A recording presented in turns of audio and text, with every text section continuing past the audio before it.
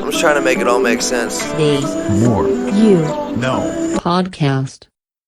Today I want to share some tips for supporting grieving friends and family, as well as some common mislabeling and misjudgments that people place on themselves when they face reactions towards loss in their lives, all discussed in real life by Dr. Phil. No matter who you are, you're going to be in a position where you're going to have to support friends and family when they're facing loss in their life. And when a loved one has experienced loss, it can be hard to know what to do or what not to do. But by applying Dr. Phil's tips to supporting your friends and family when they're going through loss, you'll no doubt do an effective job of supporting them. So I now want to go through Dr. Phil's tips.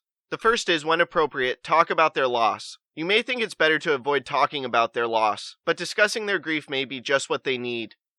The second tip is to be a good listener. When people are going through loss and they're grieving, really all they want is somebody to listen to them and value what they're saying surrounding their emotions. Then the third tip is to check in often through phone call, text message, or email. When people are grieving, sometimes it can be hard for them to reach out themselves, so it's important to be proactive about making sure you stay in contact with those you love who are grieving.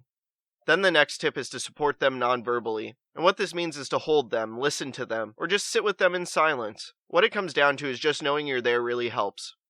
Then the fifth tip is to let the other person feel sad. Don't dismiss their pain or minimize their grief by telling them to get over it, or it's not a big deal.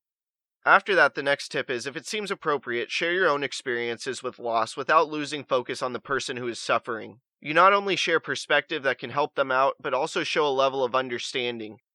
And finally, Dr. Phil's last tip is to take action. Figure out ways that you can help them out, and huge gestures aren't necessary. Oftentimes, the smaller tasks are what they'll appreciate the most. Things like picking up groceries for them or making them dinner. And now that we've gone through Dr. Phil's tips of supporting family and friends who are grieving and going through loss, I now want to go through a few things that their grieving reaction is not. Because as I said earlier, a lot of people mislabel and misjudge themselves and what the reaction they're going through truly is.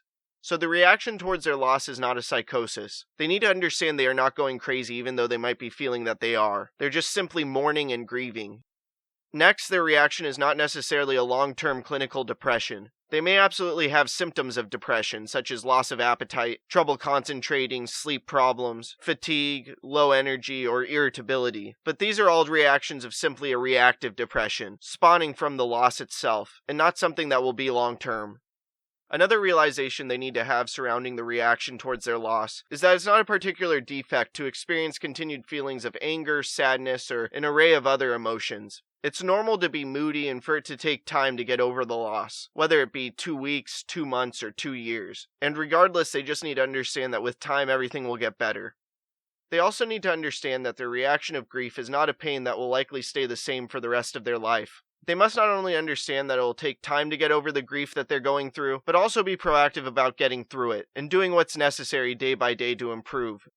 They also need to realize that their loss is not a punishment from God. It's nothing personal, and loss is just simply a natural part of the cycle of life.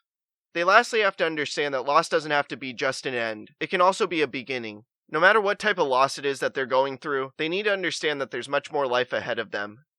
By taking Dr. Phil's tips to supporting a friend or family member who's going through loss to heart, as well as truly understanding what the reaction of grief is, you'll be able to do a tremendous job supporting your friends and family who are going through loss and facing grief. And by doing so, you'll be able to make a tremendous impact in their life that they'll appreciate for years to come. And this impact that you'll continually make in your friends and family's life will also translate into a life of significance.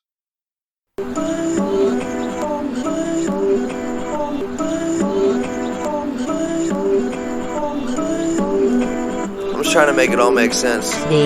More You No podcast.